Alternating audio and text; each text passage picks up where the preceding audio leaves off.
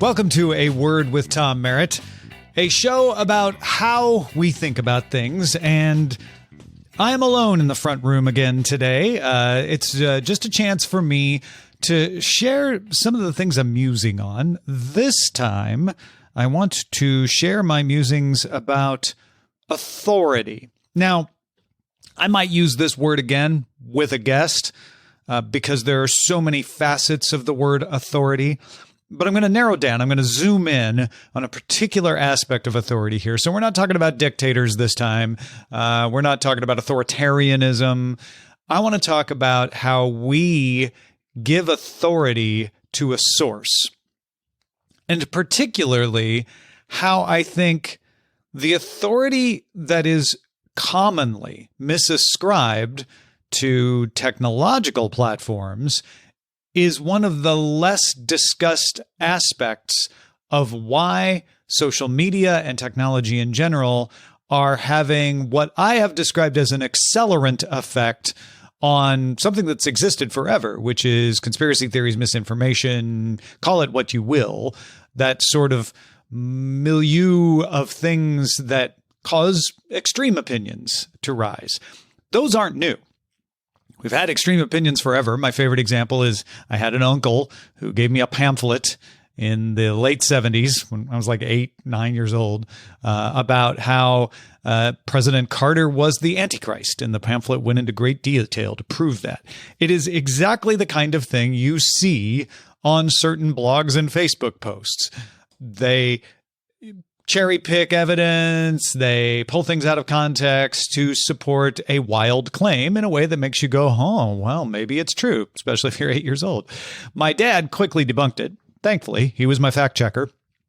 But he also was not a big fan of President Carter, but he was one of those people who was like, well, I don't necessarily like the guy, but none of that's true.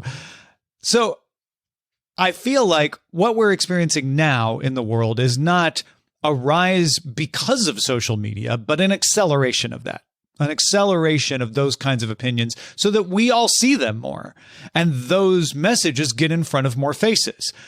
I think the percentage of people who are likely to get drawn in and believe them is no different. It's just that the messages can reach more of them. So it's more efficient, right?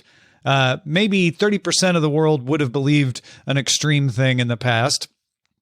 Whatever side of the political spectrum you're on, okay, I'm not pointing a finger here because there's extremes on both sides.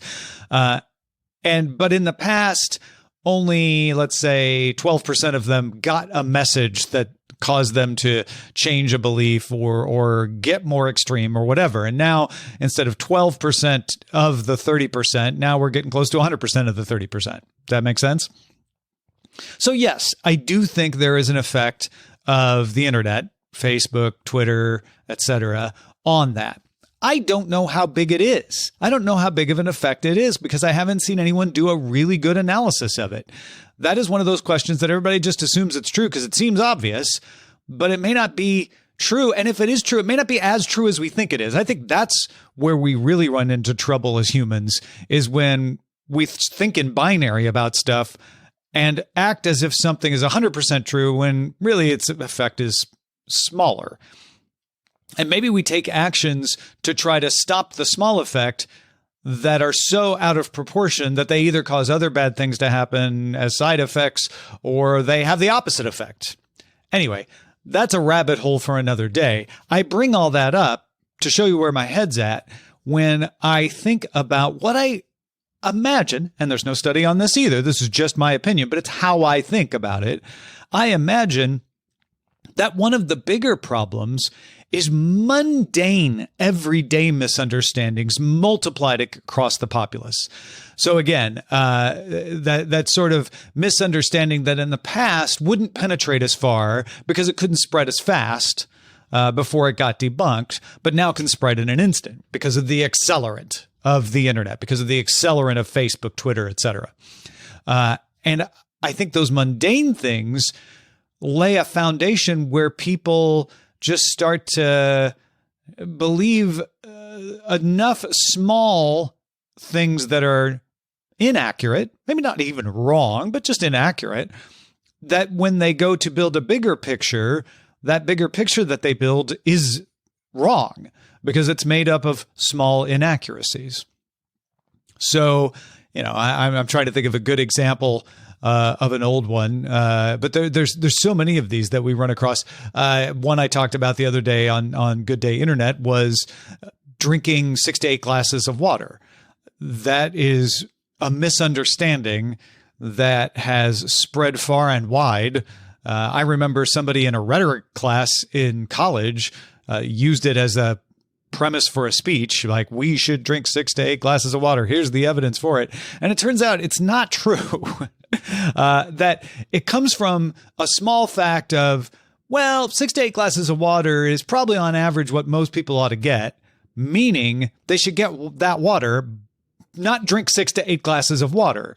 And you get water in the food you eat. You get water in coffee. You get water in lots of ways that aren't drinking a glass of water. And also, it was a rough average for the entire human populace. Some people are going to need more water in a day, especially if they're working hard. Others are going to need less water because they're in a cool climate and they can't move around, so they're not sweating.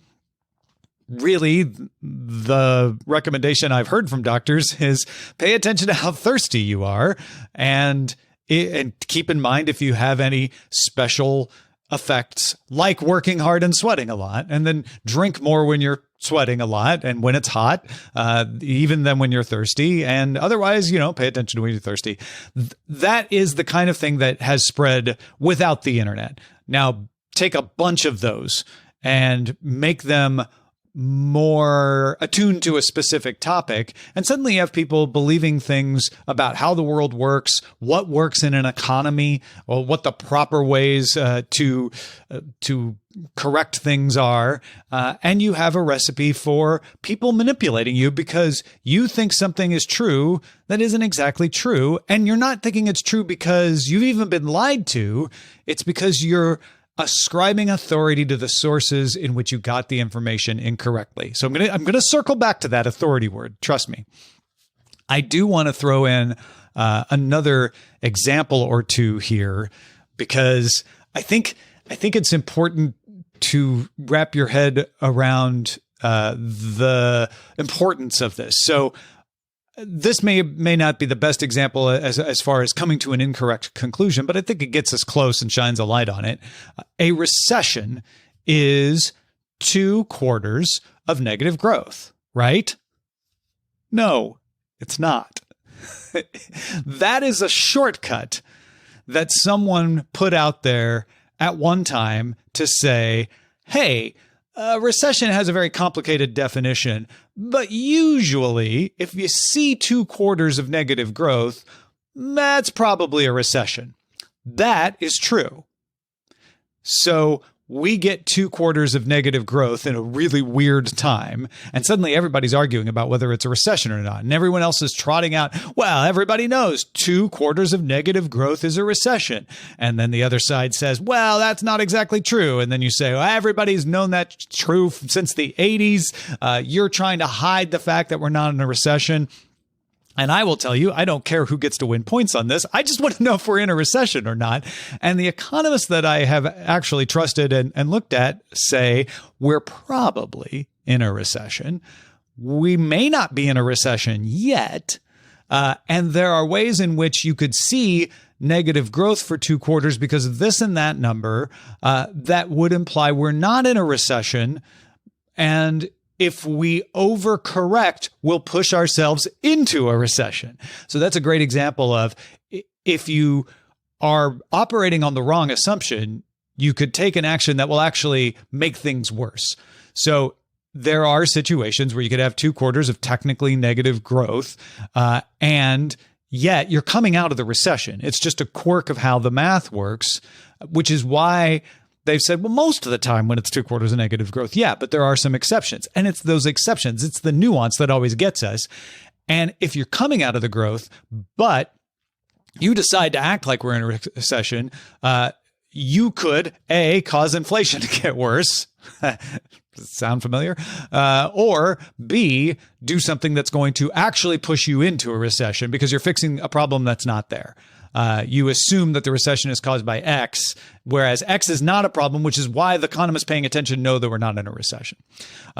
Again, this is all drawn from the headlines, but not me describing what's going on or whether we are or not in a recession. My sense is we probably are. But I think it's important to be sure before you start taking the measures. And if we weren't all worried about winning points on the board and moving people into a ballot box, we could have a rational conversation about it. But that's not where we're at. So everybody instead wants to be like, I want to prove we're not, and I want to prove we are. And that's a recipe for not proving anything at all and maybe accidentally doing the wrong thing. So authority. Why did we believe that 2 quarters of negative growth was a recession? Well, because we heard it from reputable sources. I heard it on broadcast television, and it's repeated on broadcast television. It's in newspapers. So I don't think it's bad that people believe that. It was the nuance that we lost. I was using that as an example of how you can believe something that's inaccurate and it can have unintended consequences.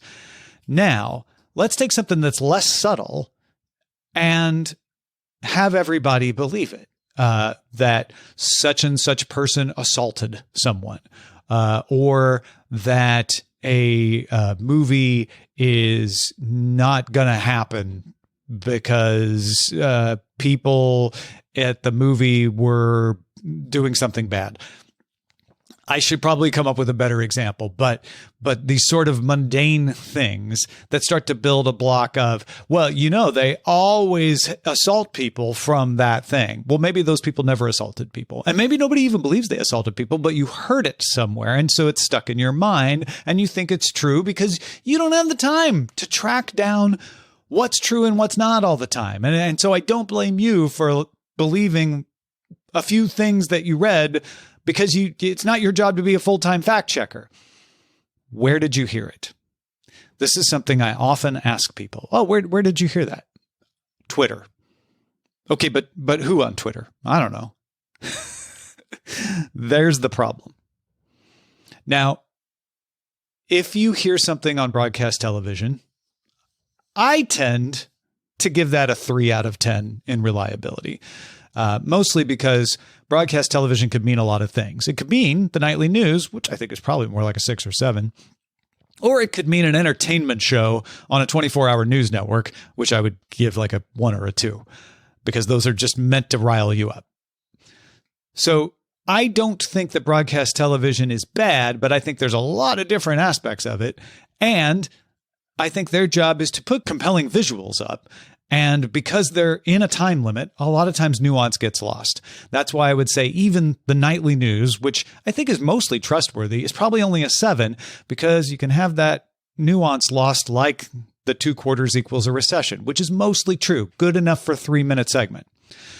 You're talking about newspapers.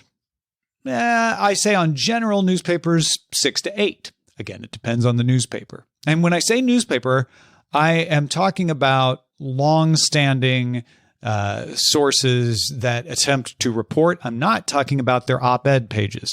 I have very different opinions about the New York Times op-ed page and the Wall Street Journal op-ed page than I do about the New York Times reporting and the Wall Street Journal reporting, or the Washington Post op-ed page and the Washington Post reporting.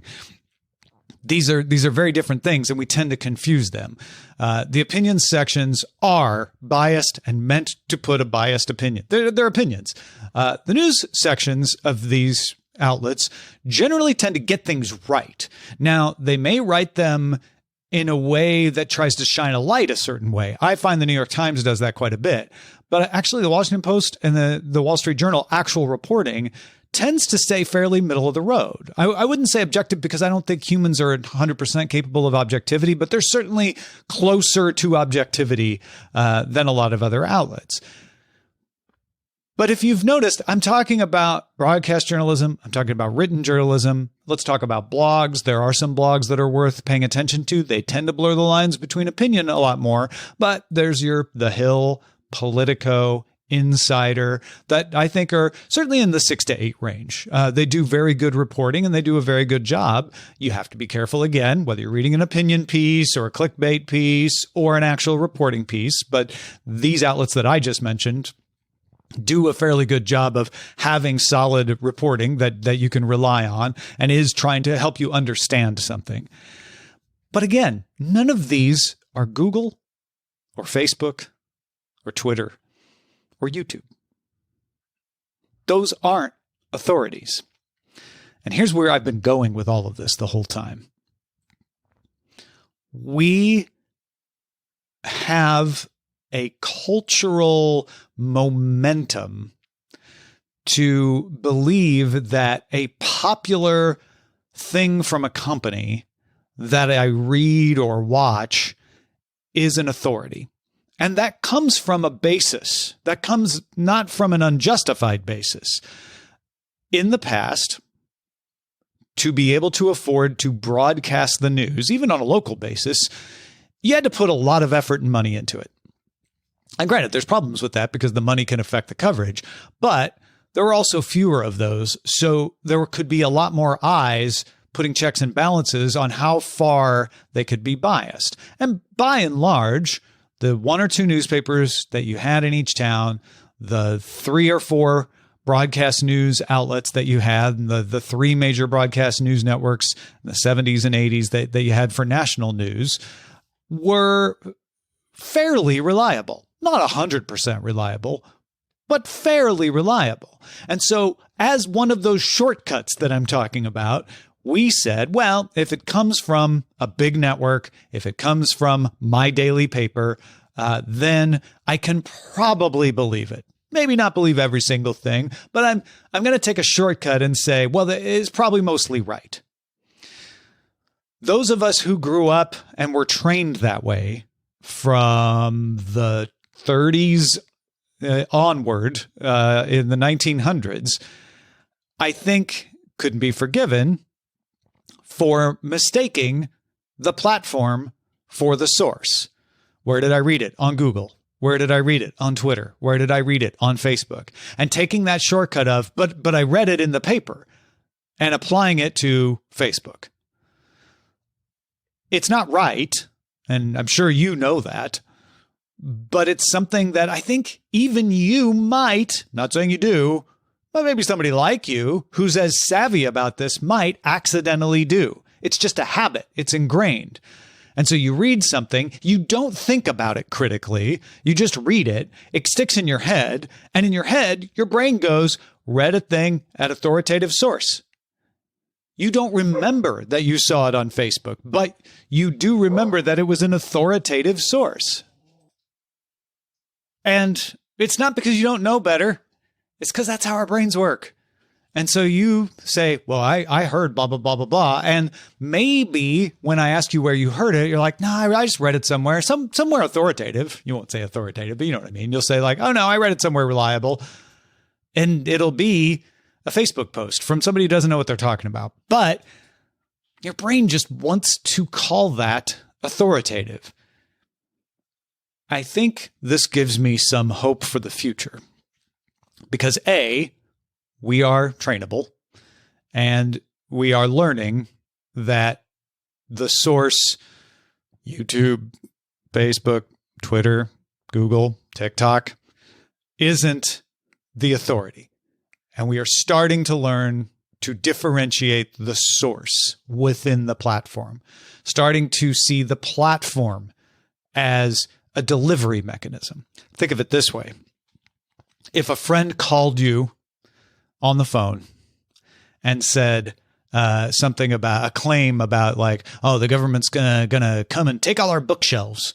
It's a total plan. And you passed it along to somebody and said, yeah, I heard the government's coming to take all our bookshelves. And that person said, where'd you hear that? You wouldn't say the telephone. You wouldn't say AT&T. I heard it on AT&T. Because you know that AT&T isn't the authority there. It's your friend on the phone. So you're going to say it was your friend, and then they're going to, well, what does your friend know? But if I were to say AT&T, well, probably someone would be like, wait, what? AT&T? How did they, there would be questions, but it would be an authority.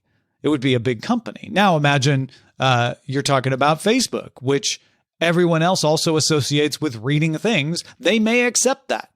They may not say, well, but who on Facebook? So we need to start learning to differentiate that and say, Facebook's the phone company. Google's the phone company. YouTube is the newspaper box. You wouldn't read something in the newspaper, tell someone about it, and when they ask you, where did you get that information from, say, oh, that metal box on the corner. Kids, ask your parents. So we need to differentiate that is a platform. That is not where we read it. We need to learn that as a culture.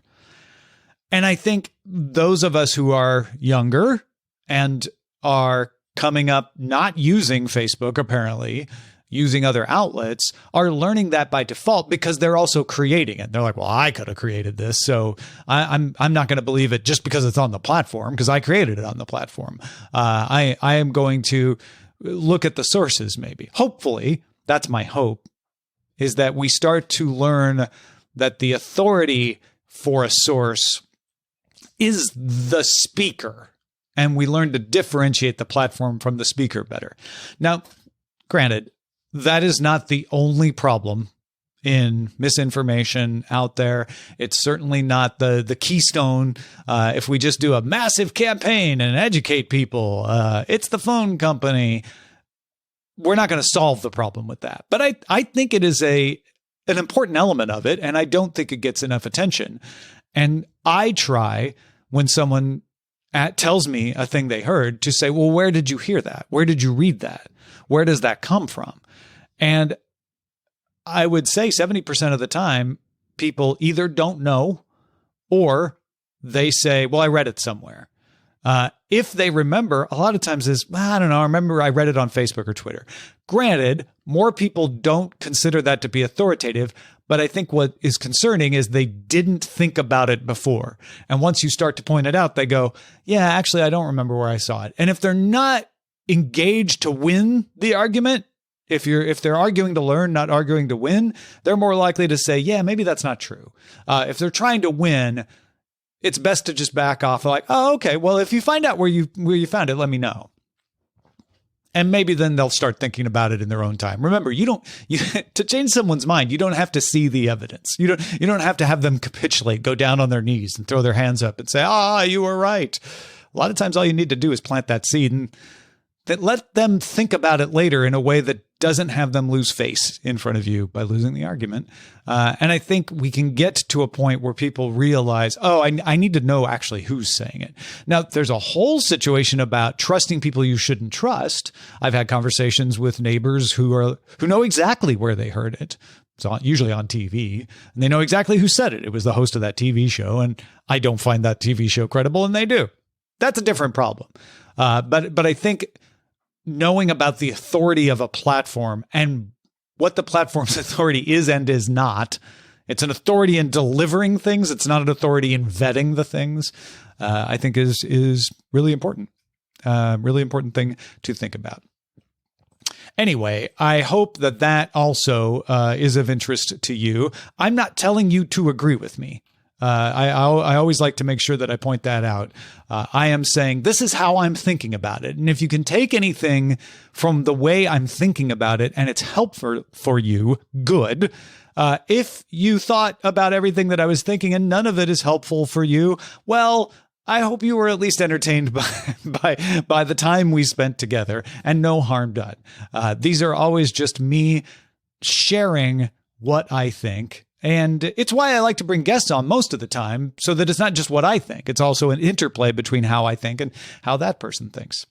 Thanks to our producers, Jen Cutter and Anthony Lemos. Thank you for listening to the show, telling your friends about it. You can get an ad-free version of this show with Acast Plus. Click on Access Exclusive Content at awordpodcast.com. We'll have a word with you next time.